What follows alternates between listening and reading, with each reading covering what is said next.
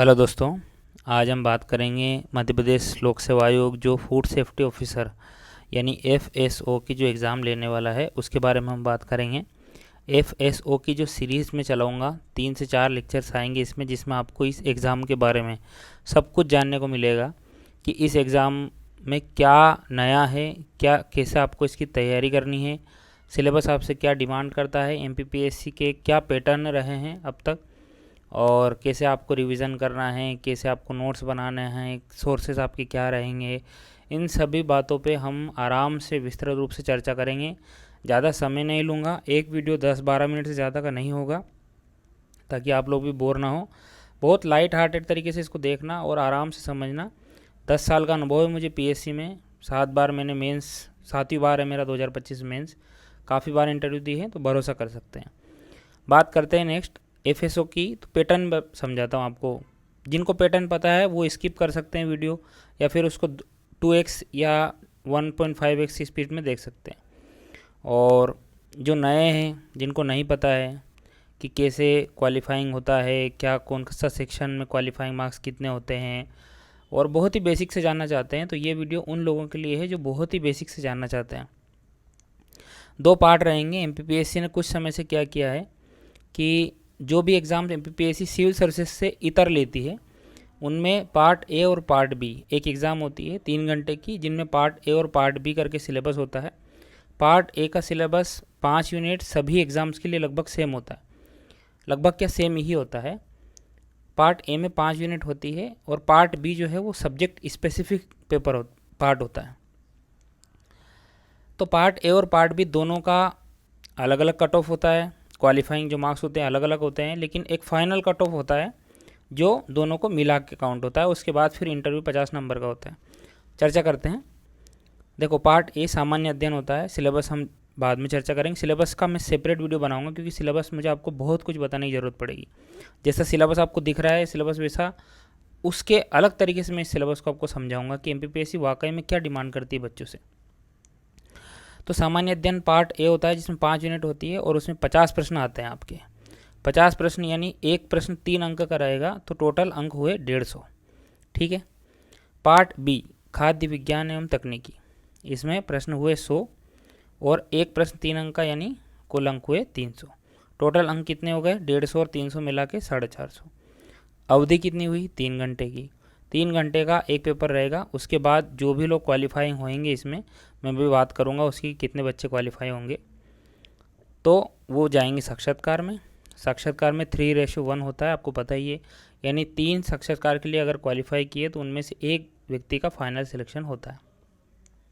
साक्षात्कार 50 अंक का होता है, यानी कुल मिला के 500 अंक की बात यहाँ पर हो गई। ठीक है।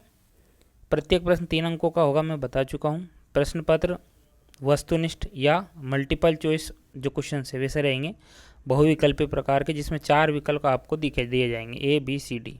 मल्टीपल चॉइस नहीं रहेगा कि ए बी दोनों सही है, इस टाइप के क्वेश्चंस देखिए। लेकिन अब एमपीपीएससी ने क्या किया है, 4 ऑप्शन तो रहते हैं, लेकिन अभी एमपीपीएससी भी यूपीएससी के पैटर्न पे चल रही है। काफ़ी क्वेश्चंस आपके पार्ट बी में ऐसे आएंगे, पार्ट ए में भी, कि जिनमें ऑप्शन ऐसे रहेंगे। एक जो पहला है ए, उसमें रहेगा 1 और 2 दोनों, फिर दूसरा रहेगा 2 और 3 दोनों, फिर तीसरा रहेगा 1 और 3 दोनों, चौथा रहेगा कि 1 2 3 सभी सही है। तो क्वेश्चन में मल्टीपल क्वेश्चन बना के एमपीपीएससी भी पूछने लगी है आजकल। तो प्रिपरेशन उसी हिसाब से करना। कई बार क्या होता है, हमको एक क्वेश्चंस जो जैसे क्वेश्चन पूछा उसमें 4 ऑप्शन दिए, फिर उसमें भी ऑप्शन दिए ए बी सी डी करके, तो अगर एक भी नहीं पता रहता है तो कई बार वो क्वेश्चन नहीं बन पाता है। तो आपको होलिस्टिक तरीके से पढ़ाई ज़रूरी होती है, तब जाके आप ऐसे क्वेश्चंस का जवाब दे पाते हैं। और यकीन मानिए ऐसे क्वेश्चन ही आपको दूसरों से अलग करते हैं। बाकी सामान्य क्वेश्चंस के आंसर लगभग सभी लोग दे देते हैं, लेकिन जो क्वेश्चन टफ लेवल के आते हैं जिनमें मल्टीपल चॉइसेस रहती है, वो आपको अच्छी पोजीशन में लेके जाएंगे, क्योंकि बहुत ही कम पद है और बहुत ही कम लोग सेलेक्ट होंगे। 4 ऑप्शन रहेंगे, ए बी सी डी में बता चुका हूँ। हाँ, क्वालिफाइंग का थोड़ा सा मैं आपको डिटेल से बता देता हूँ। जो पेपर है उसमें जो पार्ट ए है पार्ट बी है, दोनों ही क्वालिफाइंग नेचर के रहेंगे। क्वालिफाइंग का मतलब क्या है कि 40% यूआर के लिए, यानी सामान्य कैटेगरी के लिए, और बाकी सभी कैटेगरी के लिए, चाहे एससी एसटी ओबीसी ईडब्ल्यूएस या फिर फिजिकली हैंडीकेप्ड, सभी के लिए 10-10% अंक की छूट रहेगी। यानी कुल मिला के क्वालिफाइंग मार्क्स होंगे 30%। क्या है इसका सीन? देखो 50 क्वेश्चन अगर है मान लो, तो अंक कितने हुए, 150 पार्ट ए में, तो 150 अंक का 40% कितना हुआ, 60 अंक। तो 60 अंक मतलब एक क्वेश्चन 3 अंक का रहेगा, तो कितने क्वेश्चन हो गए, 20 क्वेश्चन। मतलब 50 क्वेश्चन में से 20 क्वेश्चन तो आपको करने ही है पार्ट ए में, नहीं तो आप पार्ट बी में भले ही 300 में से 300 अंक लेके आ जाओ, लेकिन फिर भी आप क्वालिफाई नहीं होगे। आपको 20 क्वेश्चन सही करने ही है, 60 अंक पार्ट ए में लाने ही हैं, तब जाके आपका पार्ट बी चेक होगा। वैसा ही अगर सिमिलर हम देखें तो 300 अंक का पेपर है, मतलब अगर इसका 40% लूँ मैं, तो इस ये होता है 120, 120 यानी कितना होता है, 40 क्वेश्चन। तो 100 क्वेश्चन में से 40 क्वेश्चन पार्ट बी में और 50 में से 20 क्वेश्चन पार्ट ए में आपको सही करने ही है, यानी कुल मिला के आपको 60 क्वेश्चन सही करने, जो कि 180 मार्क्स के हैं। हाँ, लेकिन इससे क्लियर नहीं हो जाएगी आपकी एग्ज़ाम। ये तो बेसिक है, ये तो मिनिमम है, इसके बाद फिर आगे कट ऑफ बनता है, जिसके बारे में हम चर्चा करेंगे। ये बात समझ में आ गई आपको। वैसे 30% वाला केस है, जैसे बाकी सभी कैटेगरी लिए 30% है, तो 150 अंक का 30% कितना हुआ, तो लगभग 45 अंक। तो 45 अंक यानी 15 क्वेश्चन, तो पार्ट ए में 15 क्वेश्चन उसको सही करने पड़ेंगे, है ना। तो सेम यही बात रहेगी कि आपको पार्ट ए में 20 क्वेश्चन सामान्य के लिए और 15 क्वेश्चन बाकी सभी कैटेगरी के लिए करना अनिवार्य है, तभी जाके आपका पार्ट बी चेक होगा और कट ऑफ फिर फाइनली पार्ट ए और पार्ट बी दोनों को मिला के बनेगा। तो ये हो गई क्वालिफाइंग की बात।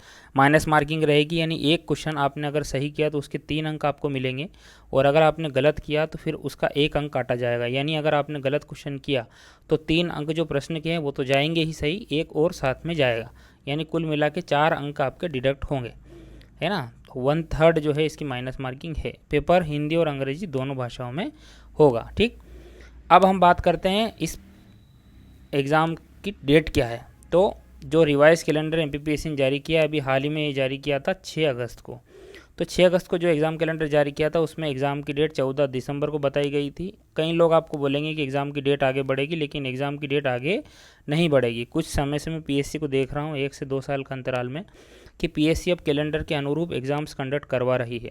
तो आप ये मान के चलिए कि आपकी जो एग्ज़ाम है वो 14 दिसंबर को ही होगी, और इसी को ध्यान में रखते हुए आप आपकी प्रिपरेशन को कंटिन्यू कीजिए।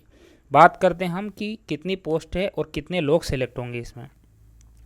इससे क्या होगा मैं बताता हूँ। इससे ये होगा कि आपको कट ऑफ का अंदाज़ा लगेगा एक, तो दूसरा अंदाज़ा आपको लगेगा कि आपका कंपटीशन कितना है।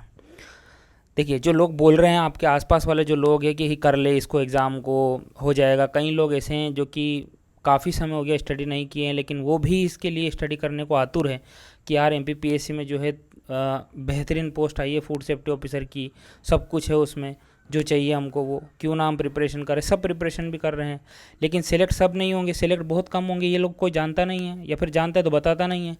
हम क्या है, हम एक ही पक्ष देखते हैं कि अच्छा ही अच्छा, अच्छा ही अच्छा, यार कितनी अच्छी जॉब है, ये सब सुविधाएं मिलेगी, ये सुविधाएं मिलेगी। लेकिन आप सही मेंटोर वही आदमी है जो आपको ये बताए कि हाँ अच्छा तो है ही, लेकिन आपको मेहनत कितनी करनी पड़ेगी ये भी तो आप जान लो, अच्छा तभी तो मिलेगा आपको। तो यहाँ क्या है, यहाँ केस सिविल सर्विसेज जैसा नहीं है। सिविल सर्विसेज में क्या होता है, प्रीलिम्स होती है, उसमें 20 गुना लेते हैं लोग, 20 गुना और समान अंक वाले। समान अंक का क्या कंसेप्ट है ये भी मैं बताऊँगा। तो यहाँ क्या कंसेप्ट है, यहाँ है केवल 3 गुना। क्यों, क्योंकि आपकी एक ही एग्ज़ाम हो रही है, प्रीलिम्स तो हो नहीं रही है, मेंस ही हो रही डायरेक्ट, तो मेंस उसके बाद डायरेक्ट इंटरव्यू। तो केवल 3 गुना ही अभ्यर्थी सिलेक्ट होंगे। यानी अगर मैं बताऊं आपको, पोस्ट देखो आप, टोटल यूआर में 14 पोस्ट है, एससी में 8, एसटी में 17, ओबीसी में 23, ईडब्ल्यूएस में 5, और टोटल पोस्ट है 67। पहले पोस्ट ज़्यादा थी, लेकिन इन्होंने पोस्ट घटा दी है। इसके बाद अगर मैं बात करूँ, मुख्य भाग 87%, 13% आपको पता ही है क्या होता है। सभी पीएससी जानने वालों को पता होगा 87-13% का क्या कंसेप्ट है, फिर भी मैं बता देता हूँ। कुछ बच्चे हो सकता है नए ही आए हो जिनको बिल्कुल भी नहीं पता हो। देखो क्या हो रहा है, एमपी में ओबीसी को अभी फ़िलहाल 27% आरक्षण सरकार ने देने की बात कही थी, लेकिन चूंकि 27% 50% की सीमा से ज़्यादा हो रहा था, इसीलिए हाई कोर्ट ने उस पर स्टे लगा दिया। तो फिर क्या हुआ, तो फिर ये हुआ कि एमपीपीएससी ने ये ऑप्शन चुना कि हम क्या करते हैं कि 14% ओबीसी का आरक्षण जो दे रखा था पहले से, वो दे ही रखा है अभी भी, लेकिन जो बाकी 13% है 27 में से, उन 13% में हम जनरल वाले बच्चों को भी लेते हैं, ओबीसी वालों को भी लेते हैं। क्योंकि सुप्रीम कोर्ट में केस चल रहा, तो जिस भी पक्ष में आएगा, जिस भी कैटेगरी का, जिससे अगर सामान्य कैटेगरी में यानी यूआर में आया पक्ष में, तो वो जो 13% ओबीसी के विद्यार्थी इन्होंने लिए हैं उनको ये भगा देंगे, और अगर वहीं 27% ओबीसी रिजर्वेशन मिला सुप्रीम कोर्ट से, तो जो 13% यूआर के लिए हैं उनको भगा देंगे। तो कुल मिला के लिए तो 2 हैं, लेकिन सिलेक्ट उनमें से एक ही होगा। ऐसे मान लो 2 भाई हैं, 2 भाई को की परीक्षा लेने के लिए 2 भाई को लिया है, डिसाइड राजा करेगा कि कौन सा भाई राजा बनेगा। ठीक है, नेक्स्ट वाला, तो एक भाई जो जिसको भगा देंगे वो राजा नहीं बनेगा और जो बच जाएगा वो राजा बनेगा, ऐसा मान लो आप। तो 87% भाग में 64 पोस्ट है, 67 में से ओनली 64 पोस्ट ही है, आप 64 को मान के चलो, और 13% में जो है 3 पोस्ट हैं। ठीक, ओबीसी जो रिजर्वेशन केस है उसको भी मैं कवर करने की कोशिश करूँगा कुछ दिनों में। तो 67 पोस्ट यानी 64 पोस्ट ही अगर मैं बताऊँ आपको, तो 64 पोस्ट का 3 गुना, 3 चुक 12 का 2 हासिल 1, 3 छंग 18 और 1 19, यानी कुल मिला कितने अभ्यर्थी हो रहे हैं? 192। मतलब केवल और केवल पूरे मध्य प्रदेश में जितने भी लोग एग्ज़ाम देंगे, चाहे वो 4 लाख 5 लाख 6 लाख, जितने भी लोग एग्ज़ाम दे उसमें से केवल पास 192 लोग ही होंगे इंटरव्यू के लिए, ये मान के चलिए आप। उसमें भी अगर कैटेगरी वाइज बात करूं तो 14 अगर यूआर के लिए तो मात्र 42 कैंडिडेट्स। हाँ, मैं जो समान अंक वाला कंसेप्ट बता रहा था उसको भी जल्दी बता देता हूँ और वीडियो एंड करता हूँ। समान अंक का मतलब ये होता है, मान लीजिए कट ऑफ डिसाइड हुआ है 64, ठीक, तो 64 अंक पे जितने भी लोग हैं उन सभी को लिया जाएगा, ये समान अंक का कंसेप्ट है। जो कट ऑफ का अंक होता है उस पर जितने भी बच्चे, जैसे मान लो 50 बच्चों का 64 अंक है, आखिरी वाला जो कट ऑफ है मिनिमम, तो वो 64 में जो 50 लोग हैं उन 50 को सिलेक्ट किया जाएगा, चाहे मतलब ऐसा ही मान लीजिए आप कि सभी जिनके बराबर अंक है कट ऑफ के उन सबको सिलेक्ट किया जाएगा, चाहे 50 हो, 100 हो, 1000 हो, उससे कोई मतलब नहीं है। ठीक है, तो ये 192 यानी बहुत टफ कंपटीशन है। 4 से 5 लाख एग्ज़ाम देंगे और उसमें से केवल 192 सेलेक्ट होना बहुत कठिन परीक्षा है। लेकिन अगर आप साइंटिफिक तरीके से, बेहतरीन तरीके से प्रिपरेशन करेंगे, स्ट्रेटेजिक तरीके से पीएससी को समझ के, तो निश्चित रूप से आप सेलेक्ट होंगे। और पीएससी को बहुत अच्छे से मैं जानता हूँ, पीएससी का एक निश्चित पैटर्न होता है, पीएससी उसी हिसाब से जो है क्वेश्चंस पूछती है और उसी हिसाब से जो है सिलेबस के क्वेश्चंस आते हैं। चर्चा करेंगे हम सिलेबस पे नेक्स्ट वीडियो में। सिलेबस को मैं डिटेल से बताऊंगा, क्या सोर्स आपको फॉलो करने चाहिए इसके बारे में मैं चर्चा करूंगा। ठीक है, बाकी जानकारी के लिए बने रहिए चैनल के साथ। हाँ, मैं अब एक आपको और बता दूं, टेलीग्राम चैनल की लिंक मैंने दे रखी है, आप उसको ज्वाइन कर लो। कोई क्वेश्चन पूछना रहे तो मैं वहाँ पर्सनल जवाब दे देता हूँ। ठीक है, चलिए ठीक है, यहाँ इसको यहीं पे रोकते हैं। हाँ, बाकी मैं कोशिश ये भी कर रहा हूँ कि जो 5 यूनिट शुरू की पार्ट 1 की है उसके सब लेक्चर्स आपको लेके आऊँ। देखता हूँ, ट्रेनिंग चल रही है तो उतना समय नहीं मिल पाता है, लेकिन जितना भी समय मिलेगा उसमें आपकी मदद में ज़रूर करूँगा। बहुत बहुत धन्यवाद आपका।